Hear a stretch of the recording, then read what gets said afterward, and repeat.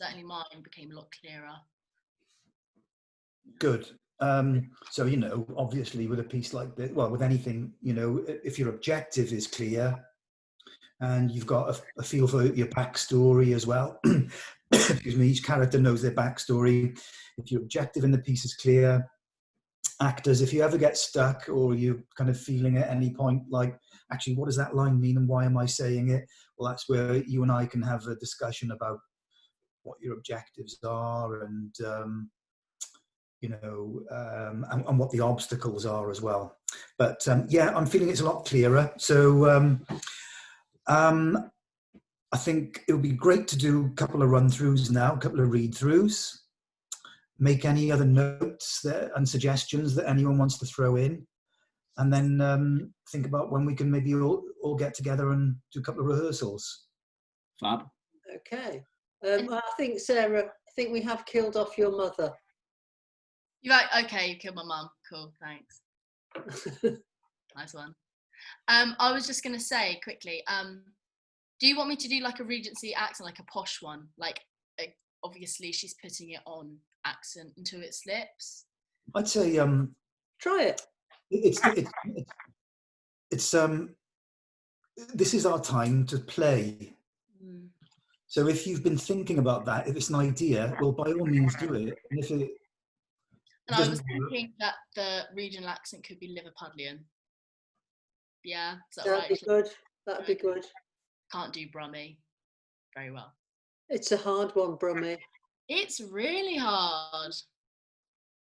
Yeah. So let's see what it sounds like. It's, you know, we just.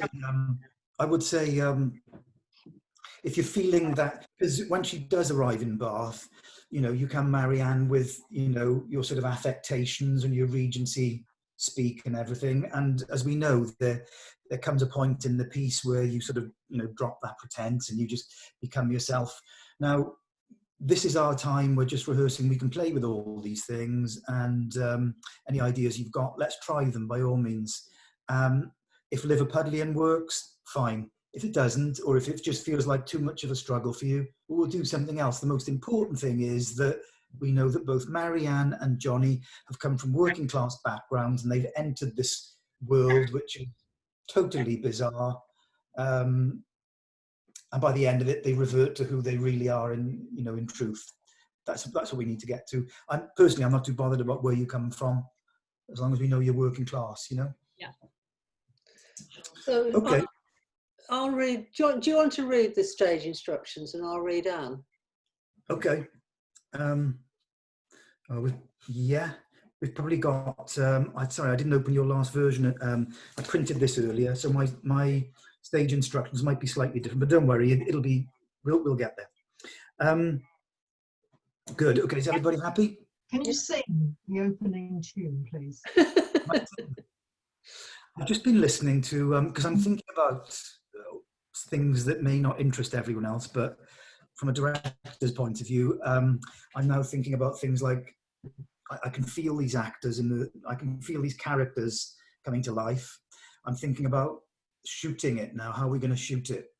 So I've been looking at paintings by Gainsborough, and thinking about framing, colour, and also watching a film which, if you've never seen it, it's just bloody fantastic. It's so bizarre. It's called The Draftsman's Contract. Yeah, I've seen it. Peter Greenaway.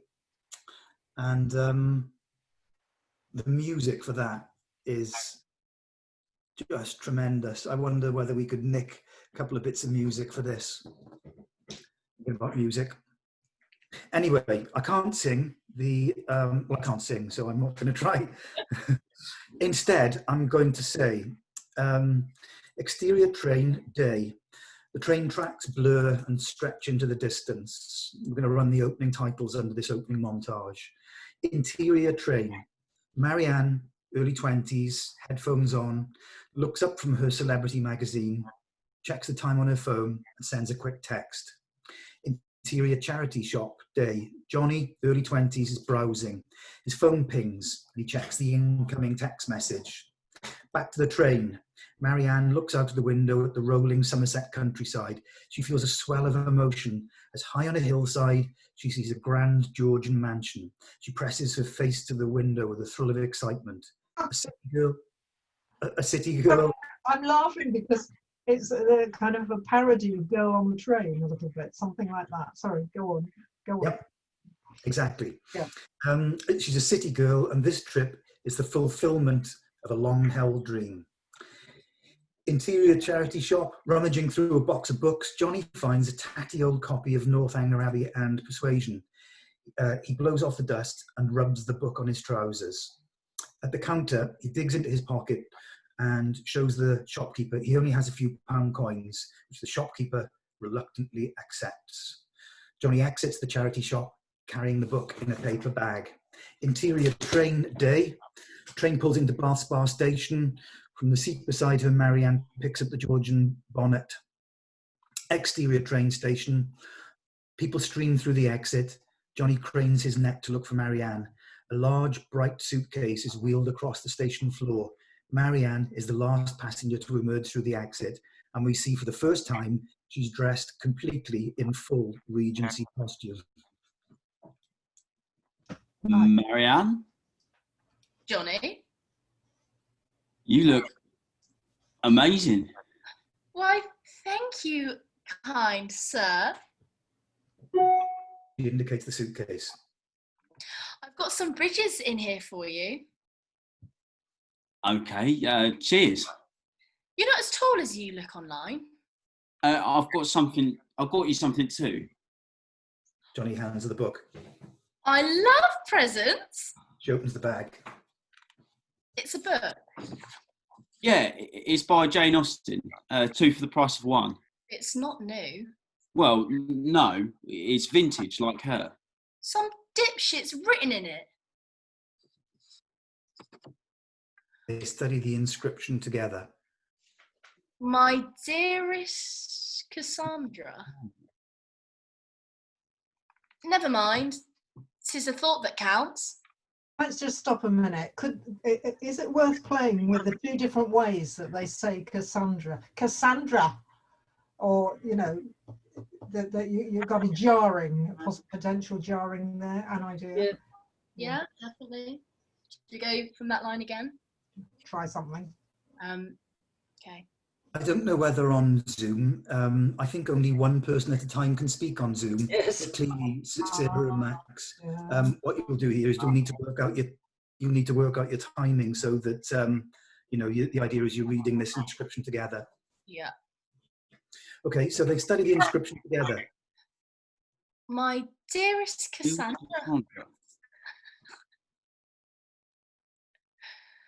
Never mind. 'Tis the thought that counts. Marianne shoves the book into her voluminous shoulder bag. You'll have read it before, obviously, but I just thought it would be a souvenir of our first weekend together. That's very kind. Thank you. She gives Johnny a peck on the cheek. He tries to lift the suitcase, showing off, but it's too heavy. He wheels it instead, and they walk away together, their conversation fading as they disappear into the crowd. I like your glasses. They make you look intelligent. I think I might have read Pride and Prejudice in school. Or was it the other one? How tall are you exactly? Exterior, seedy-looking hotel day. Marianne glares, unimpressed. I thought you said this place had a 5-star review. Oh, it has. Look, it says on TripAdvisor they do an amazing breakfast.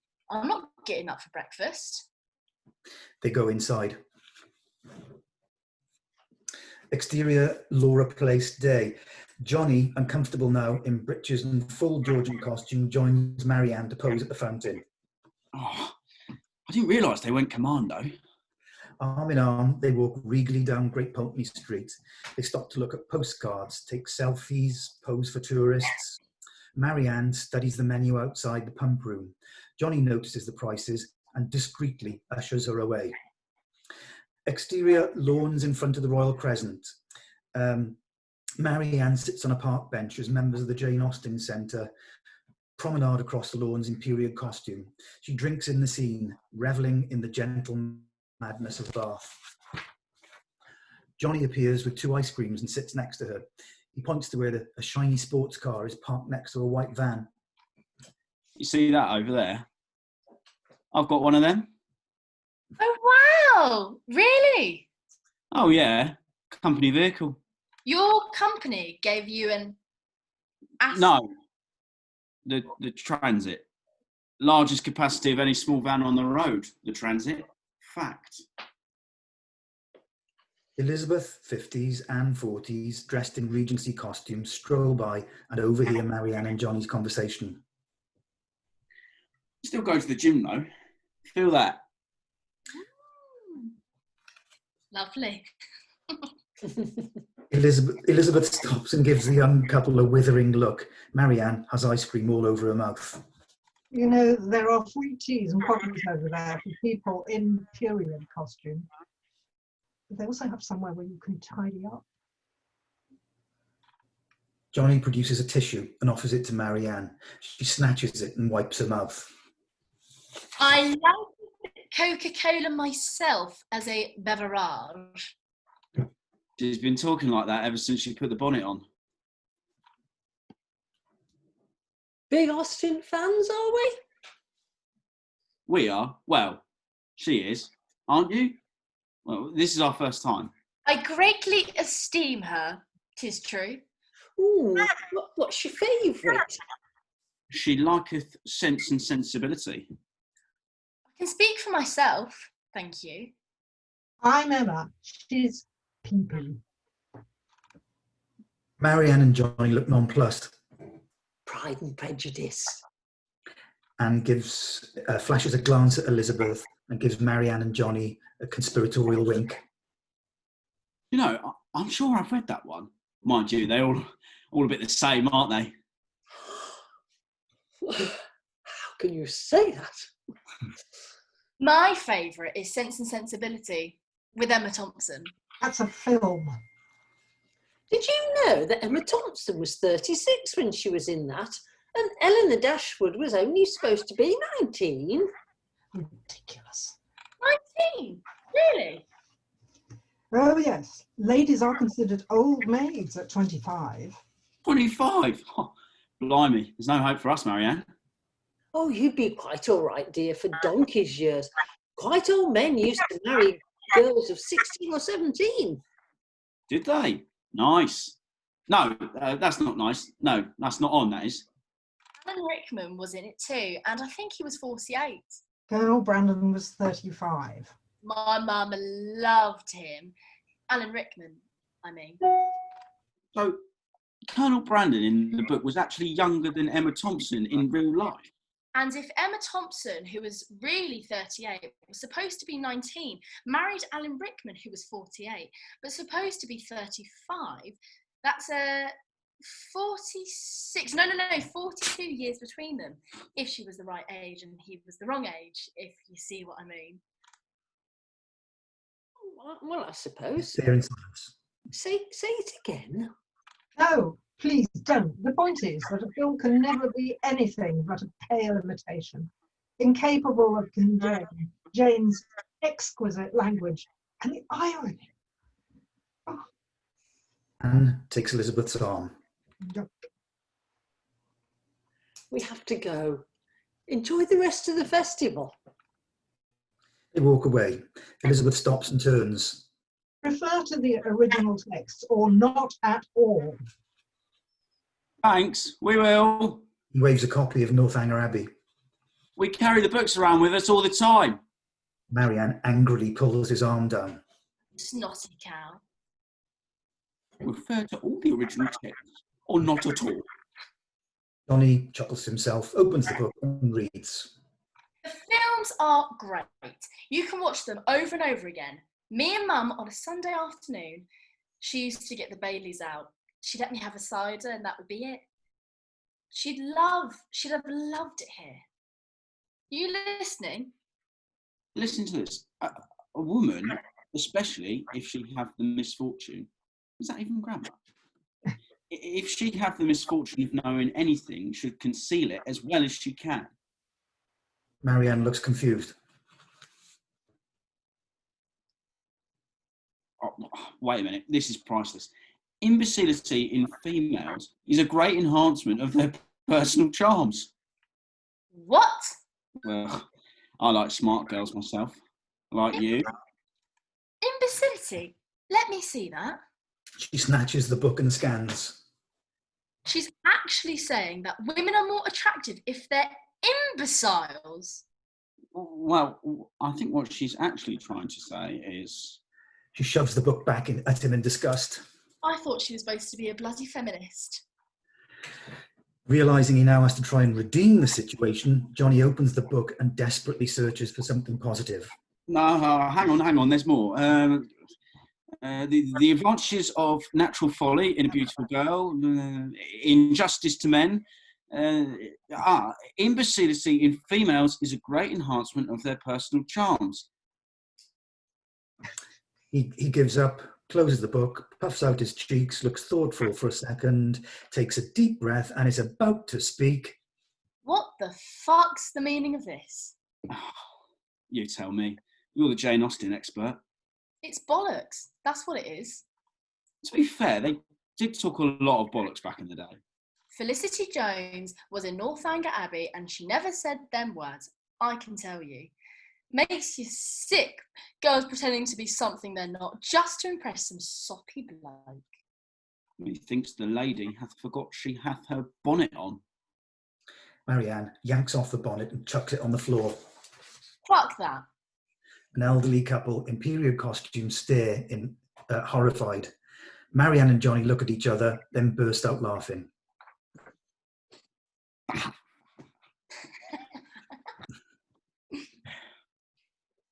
I feel like a twat dressed like this.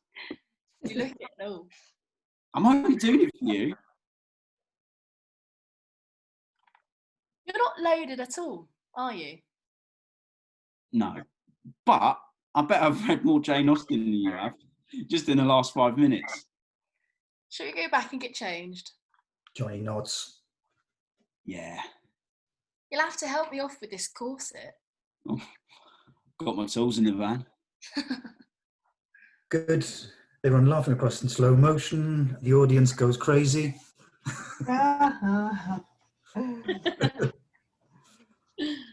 Good. Well done, actors. Brilliant. How was that for you? Nice. It felt like it was all there yesterday, but with the changes in the cutbacks, I feel the rhythm of it now. I know what I'm looking at. It's clearer. It reads a little more smoothly. Yeah. Good. And have a read through to yourselves. And if you want to make tweaks, if there's a phrase that feels more comfortable for you, that's fine too. The only note, and it's a really important one that I wanted to give, is for Marianne. So page 9. It's the only really kind of change.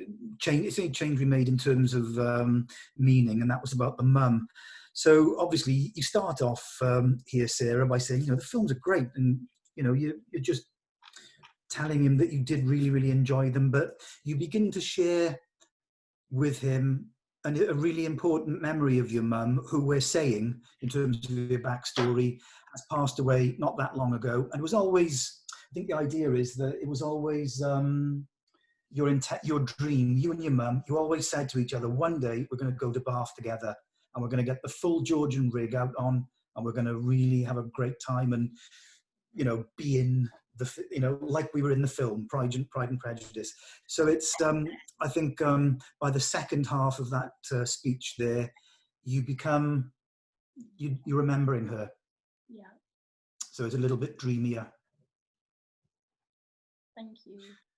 And that's it, really. Everything else, from my point of view, felt really spot on. You've got it. I think you've found this now. Yeah, I agree. I think it's certainly a lot clearer because there's a lot of this little bits of stuff that have been removed and stuff. So yes, it is. It's much clearer. Vicky, don't be afraid to send it further over the top. Mm. When you walk into this scene, this is your scene. Really, it's Elizabeth's scene, and you have to command it. Yeah. So things get a little bit toned down in the Zoom, but yes, I think you're right. Yeah. When bigger. when in on the page 6, when we've got the, did you know Emma Thompson was 36? This is Anne saying, and in that, and then Eleanor Dashwood was only supposed to be 19. And Elizabeth says ridiculous. On the face of it, she seems to be saying it's ridiculous. The film was ridiculous. But I just found myself wondering if, in fact, she's still looking at this pair, and sort of like that's a bit more aimed at them than her response. Because I mean, she doesn't look at these films; they're not the real thing. I think either would work. Both would work. You could Just try in rehearsal. It might look more like something, you know. Yeah, I'd say play with it. Go with. You could try either. Either would work.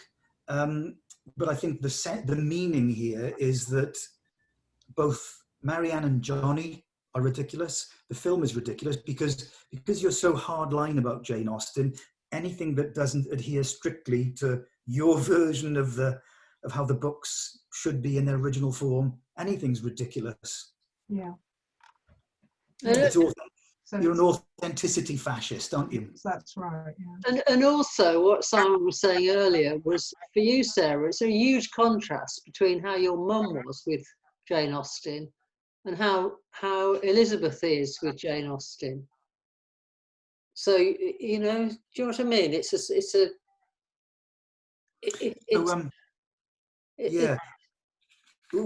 What we discussed is it may actually not be, it's not a playable direction, Sarah, for sure, but it's just a sort of an interesting little conversation that Annette and I were having earlier, which is just that it occurred to me that you've had this moment, there's this moment where you've talked about you and your mum and a very real memory, a warm memory of watching the films, which we can all relate to.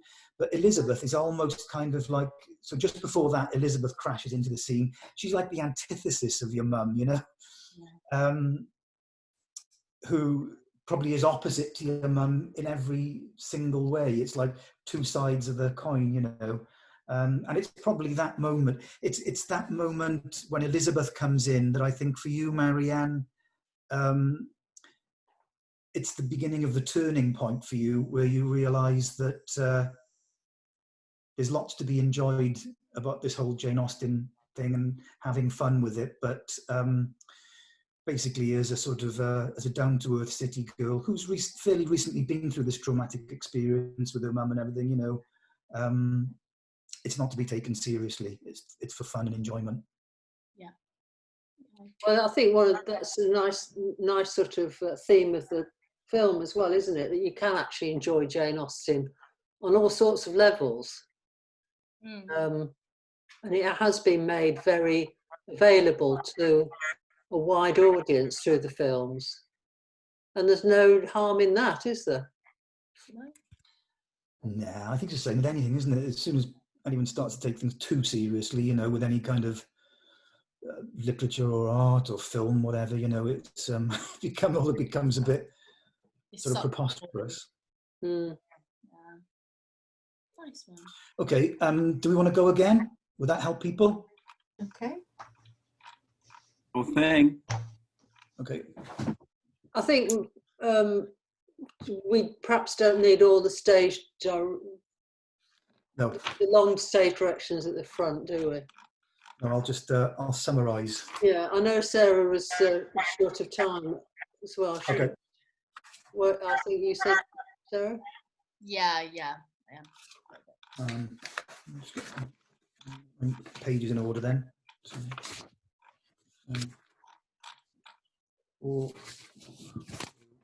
Right. Train approaches Bath. Johnny's in the charity shop. Train pulls into the station. Marianne is the last, I'm on page 2. Marianne is the last passenger to emerge through the exit. And we see for the first time she's rigged out head to toe in Regency costume. Marianne? Johnny? You look amazing. Why, thank you, kind sir. She indicates the suitcase. I've got some bridges in here for you. Okay. You're not as cool as you look online. I've got you something too. He hands her the book. Oh, I love presents. She opens the bag. It's a book. Yeah, it is by Jane Austen. 2 for the price of 1. It's not new.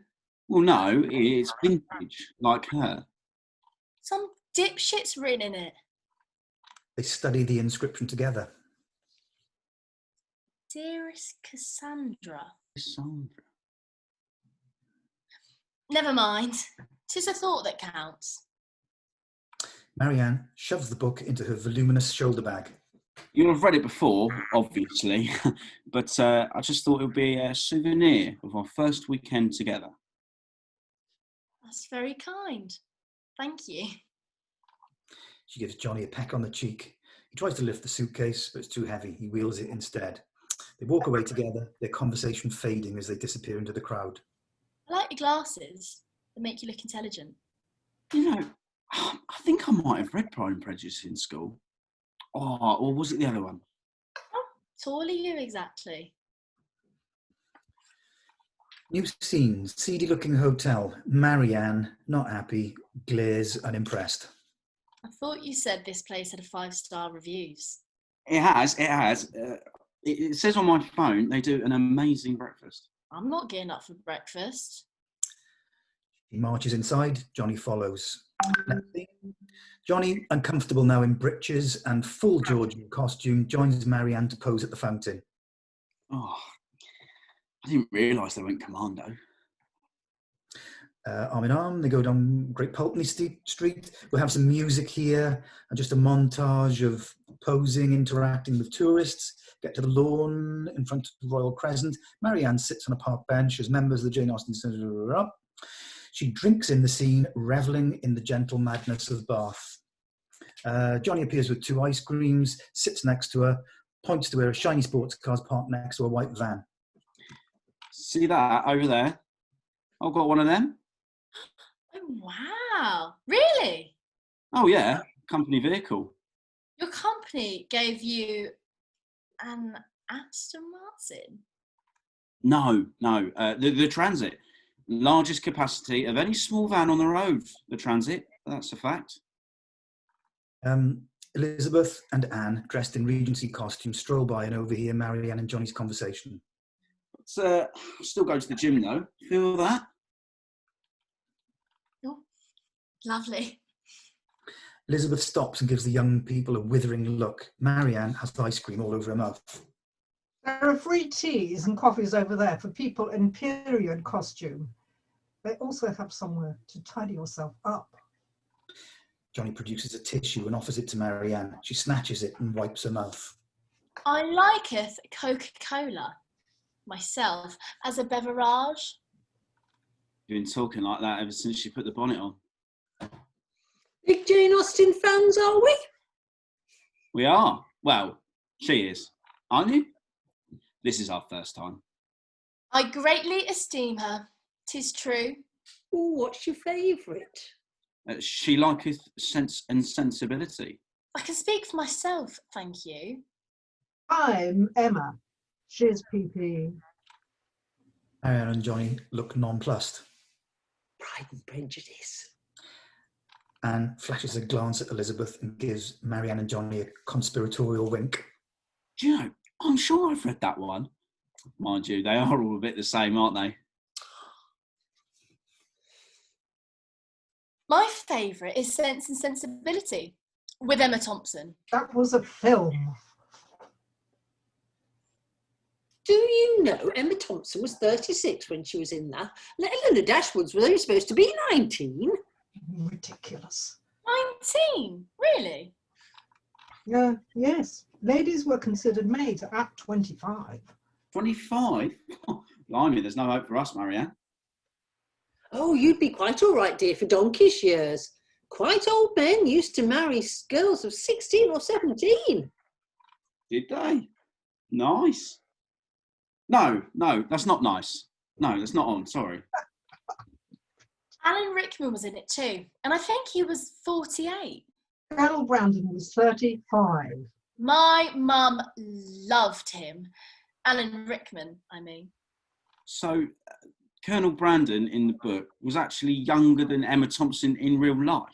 And if Emma Thompson, who was really 38 but supposed to be 19, married Alan Rickman, who was 48 but supposed to be 35, that's a 42 years between them. If she was the right age and he was the wrong age, if you see what I mean. They stare in silence. I suppose so. Say it again. Oh, please don't. The point is that a film can never be anything but a pale imitation, incapable of conveying the sublime subtlety of Jane's exquisite language and the ironies. Anne takes Elizabeth's arm. We have to go. Enjoy the rest of the festival. They walk away. Elizabeth stops and turns. Refer to the original text or not at all. Yeah, thanks. We will. He waves the copy of Northanger Abbey. We carry the books around with us all the time. Marianne angrily pulls his arm down. Snotty cow. Refer to the original text or not at all. Johnny chuckles to himself, opens the book and reads. The films are great. You can watch them over and over again. Me and my mum, on the Sunday afternoon, she used to get the Baileys out and she let me have a cider, and that would be it. She loved it here. Are you listening? Listen to this. A woman, especially if she have the misfortune, save grammar, if she have the misfortune of knowing anything, should conceal it as well as she can. Marianne looks confused. Wait a minute, this is priceless. Imbecility in females is a great enhancement of their personal charms. What? I like smart girls myself, like you. Imbecility? Let me see that. He snatches the book and scans. She's actually saying that women are more attractive if they're imbeciles. Well, I think what she's actually trying to say is... I thought she was supposed to be a bloody feminist. Realising he now has to try and redeem the situation, Johnny opens the book and desperately searches for something positive. Wait, hang on, there's more. The advantages of natural folly in a beautiful girl, injustice to men. Imbecility in females is a great enhancement of their personal charms. He gives up, closes the book, puffs out his cheeks, looks thoughtful for a second, takes a deep breath and is about to speak when... What the fuck's the meaning of this? You tell me. You're the Jane Austen expert. It's bollocks. That's what it is. To be fair, they did talk a lot of bollocks back in the day. Felicity Jones was in Northanger Abbey and she never said them words. I can tell you. Makes you sick. Girls pretending to be something they're not just to impress some soppy bloke. Methinks the lady hath forgot she hath her bonnet on. Marianne yanks off the bonnet and chucks it on the floor. Fuck that. An elderly couple in period costume stare at them horrified.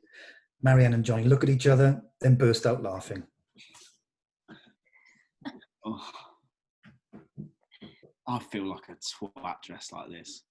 You look it and all. I'm only doing it for you. You're not loaded at all, are you? No, but I bet I've read more Jane Austen than you have, just in the last 5 minutes. Shall you go back and get changed? Johnny nods. Yeah. You'll have to help me off with this corset. Oh, I've got my tools in the van. Yay! Well done, actors. Bravo. Fantastic. That was really great. How was it for you? Nice. Like I said, it just feels a leap ahead of yesterday, which is really nice. Like every time we read through, and yeah, it's getting really nice. Great. Well, I was really feeling that. I think it's just the timing now, isn't it? We can work on that when we're all together. Yeah, it's going to be lovely. Yeah. You excited, Annette? Yeah, well, it works on quite a few levels, really, doesn't it? And I don't, I write very instinctively, and Simon's just sort of ironed out the wrinkles, really. Yeah, I mean, I'm really excited because I can really see it. I know when something's working, when I can see the pictures in my head. I can, I'm watching and listening to the performance, and I'm thinking, I totally see this. I think it's going to be really funny because there'll be lots of opportunities for physical humour because these costumes are so over the top. Definitely, and especially when we're like with other tourists, I think we can have a lot of fun with the public. Yeah, definitely. Yeah, I would like to allow time when we shoot those scenes for you to interact with members of the public and do a bit of improv and really send it up. Definitely. On that score, while I think of it, Annette, so Annette is going to look at some costumes tomorrow. Could you take a few photos, Annette, and just share them? Yeah. And colours are going to be important. I'm really thinking filmically, we're going to give this the whole, full kind of Monty in terms of a treatment. So colour will be important. I was wondering, Annette, as well, if you could look at wigs. Yeah. That could be hilarious. I think it looks great if somebody pulls off a bonnet and the wig comes off at the same time. Fuck this completely. That's sort of funny.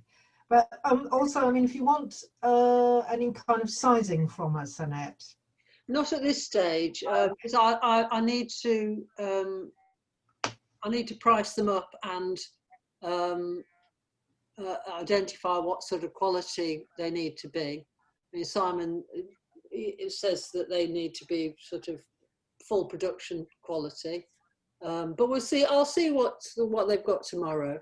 You can always ask like the Bath Spa costume lady. She helped us when we were doing the panel show, and she was really helpful. I can't remember her name. Maybe you can link her email, Simon. Is it Amanda? Amanda, that's it. Yeah, but she had a lot of stuff, so I'm sure you'll be able to whip something up.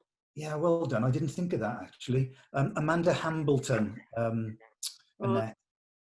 If you remind me, I'll do an email intro, and for you, and you can speak to her. Yeah, Amanda, she'll be really helpful.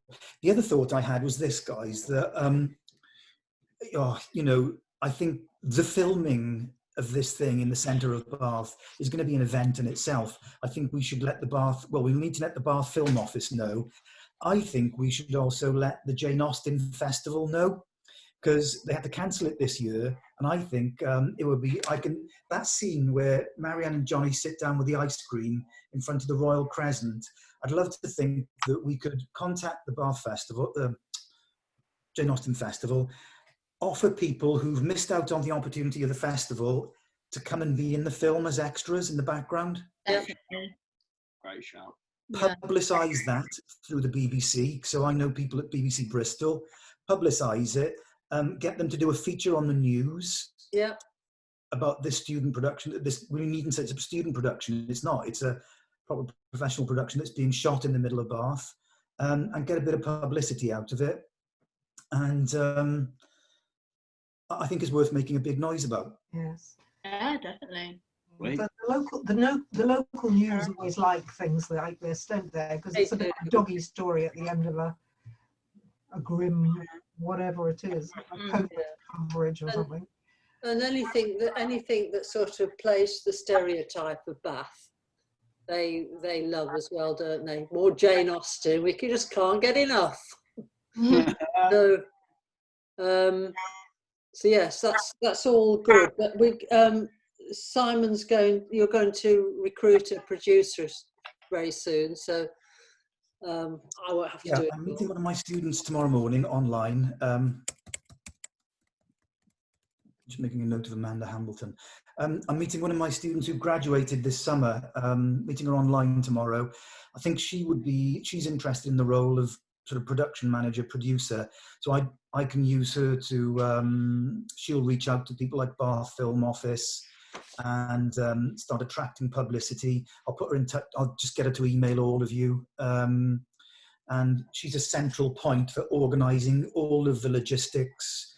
You know, if you've got any questions about, oh my God, what, you know, where do I need to be for rehearsal, shooting schedules, you know, she'll do all that. Is it someone we've met before, Simon? Or it will be, yeah. Do you remember Bethany Mogan? She. I'll Facebook her and find out. Facebook.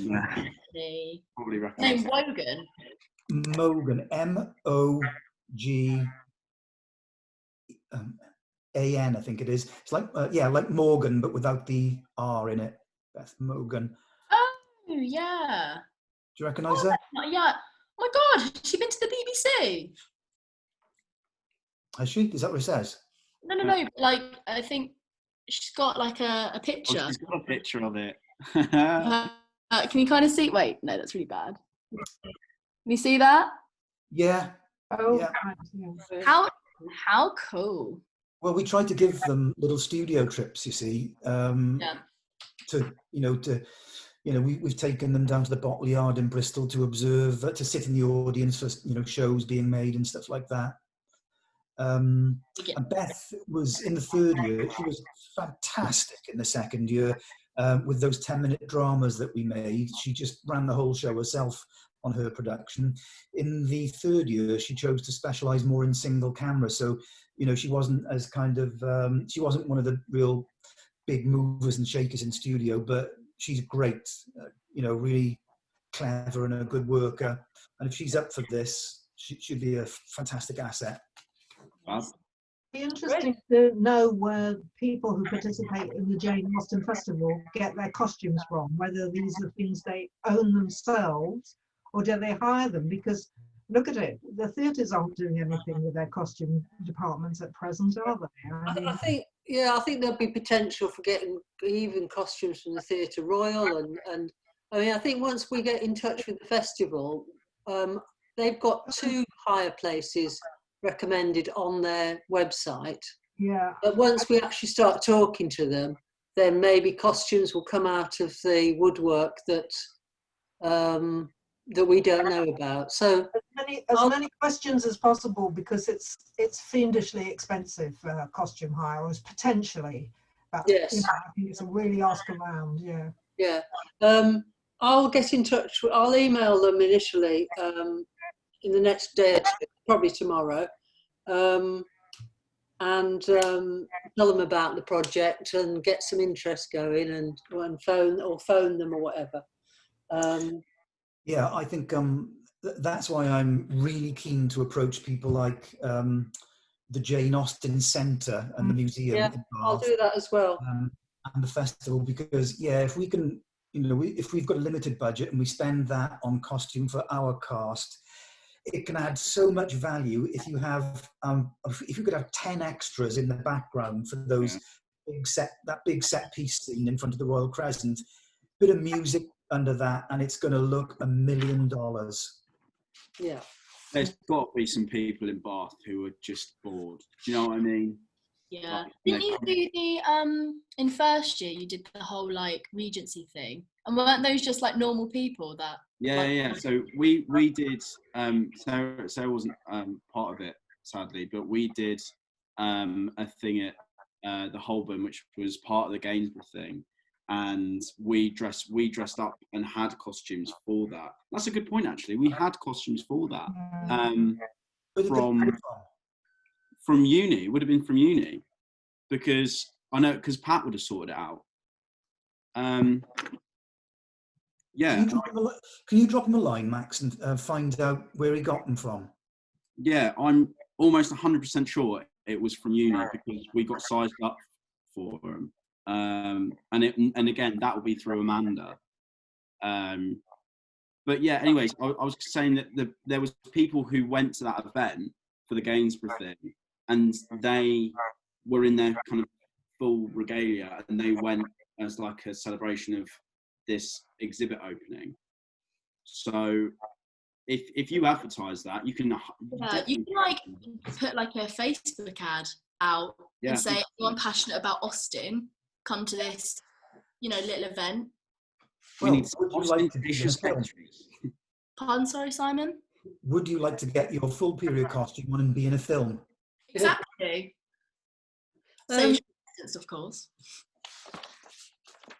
Oh my god, yeah, I didn't even think about this. I'm going to Annette, I'll send you a picture of this stuff. I shall look forward to that. I've chosen a picture where I'm not in it, so that's good. Oh, that's mean. I know, but it was quite hilarious because our faces were painted white, so we looked the part. I will say. I've just sent that picture to Sarah by accident. Right, there you go. Simon, I'll forward that to you as well. And I've put that picture in the Facebook group. Great. Internet.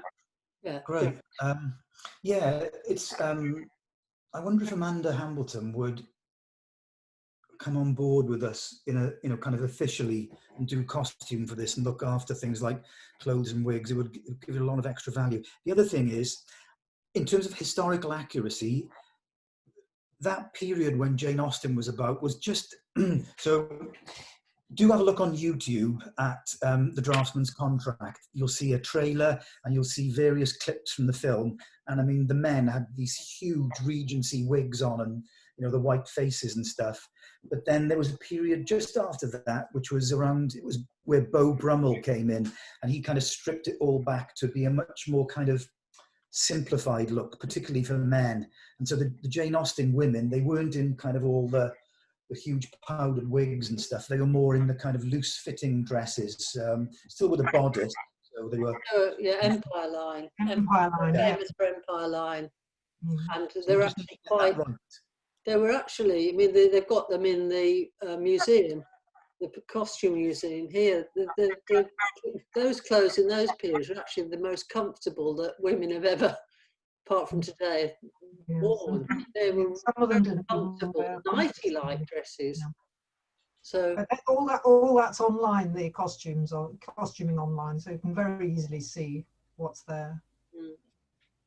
I think the next thing, just because it's easier when everyone's around, is trying to arrange a time when we can actually do some physical, real rehearsals. And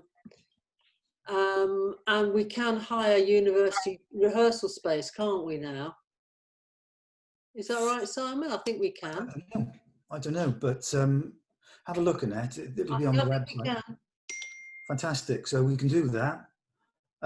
You're away when, Annette? A week Friday? I'm away a week today for a week, which isn't exactly convenient, is it? But sorry. So that is the.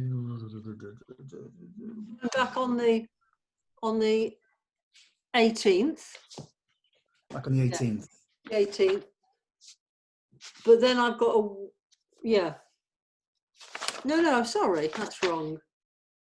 I'm back on the 11th. Yeah, I'm back on the 11th. So we could maybe look at organising a rehearsal depending on people's work commitments, either week beginning the 14th or week beginning 21st of September. Are you talking about that being like in a physically together? Yeah. Because I won't be in Bath until the 20th. All right. So after the 20th then. Yeah. Sorry.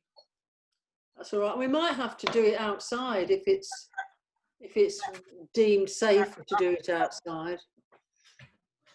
Yeah, I'll keep an eye. I've got a good idea. Masks or, I know that's acting in masks, great idea. But we have to think of your safety, don't we? Well, I've got this meeting with the studio team coming up on the 9th of September. That's to discuss health and safety in rehearsal spaces, studios, etc. So I'll know straight after that what we can do and what we can't do. I'm pretty sure it's going to be, have a mask handy, but obviously for actors, you take it off when you're going to go for a rehearsal or a take or something, Yeah. So maybe week commencing the 21st then. Yeah. I'll write it on my whiteboard. And then it's probably it's as well for you to be rehearsing closer to the filming time than weeks ahead anyway, isn't it? Yeah. Yeah. So it stays in your, it's a bit fresher in your mind then, because so the earliest we'd be filming is the 28th, 26th, 27th, or the first weekend of October. I think it's all down to two things. Firstly, permissions from the Bath Film Office for filming in the street. Hopefully that'll be okay. Secondly, weather. Yeah. Because I think when we sit down and do a detailed shooting schedule, as I say, I think it's all going to be doable in two days over a weekend. So if people want to do it on a weekend, or whenever, basically 2 consecutive days would be good. So, but because it's nearly all exteriors, we need good weather. We do, but and also if we leave it too much into October, it'll look too autumnal. Yeah, that's right. In one sense, I'm not too worried about that. The days get shorter, so losing the light sooner is a pain. If that's the case, we may have to sort of do it over 3 days, but whatever, that's a scheduling issue. Actually, autumn, from a filmic point of view, is the best time of year to film. The quality of the light, it's the most beautiful time of year to film. You know, you get the best sunsets if you want to have that magic hour, transitional sort of thing. You can, if you can get your touch of the Royal Crescent in, if the weather's not so good. I think there are other covered areas which are Regency style in Bath that we could sort of, like the colonnade that leads to one of the spas. There could be something like that. You never know, they might even let us use a room in the assembly room briefly, you know, but as long as you can get the suggestion of Bath pinned down. Yeah. I mean, you know, if we're filming over 2 or 3 days, then at this time of year, you know, you can't bank on good weather. So we do need contingency plans. But as I say, as I'm visualizing this film, I really want it to look glorious, and you know, there's nothing like a bit of sun to really make the scene sort of come alive. You know. Yeah. We'll see. We can't order up the weather, unfortunately. No. Great. Okay. Well, I've got a list of jobs. So the BonnetLand Facebook page went a bit pear-shaped because I only had Vicky and Max on my drop-down friends list. How about I just add you as a friend, Nat, and then you can add me. But we were already friends on Facebook. We're not friends, Annette. I thought we were friends. I thought we were friends. I thought we were friends. It's I thought we were all friends. But the messenger group seems to work okay, but I'm not friends with you, Simon, on Facebook, so I can't get you on Messenger. Okay. Because that's quite a good way of, once we get more people involved as well, we're going to want to communicate. You can, if you go onto Simon's Facebook page, Nat, you can message him privately. I have. You don't need to add him as a friend.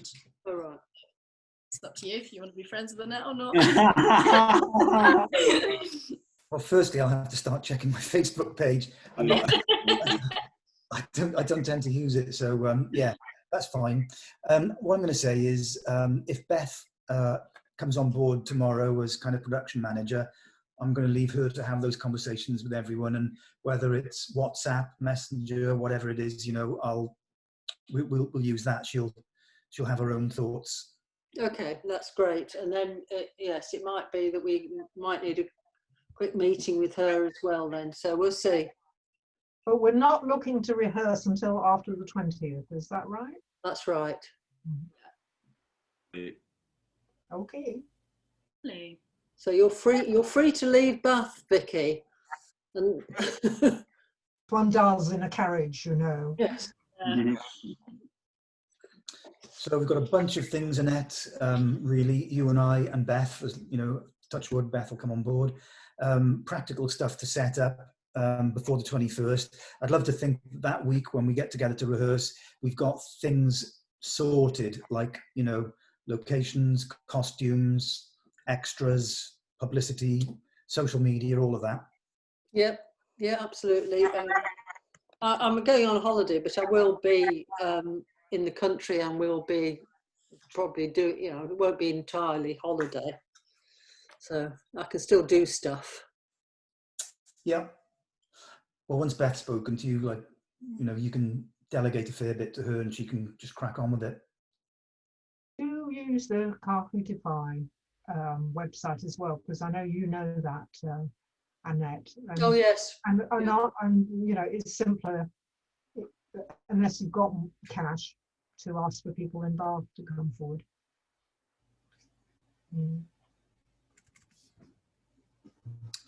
Okay, brilliant. Thanks everyone, and thanks for giving up your time, you know, 2 days running. Yes, thank you. Yeah, brilliant. Right, goodbye everyone. It's always good to have an animal. Mine's not here. Real. I shall Right. you and on. Thank you all. Have a good Have a break. weekend, everyone. Bye. Yeah, see you soon. Guys.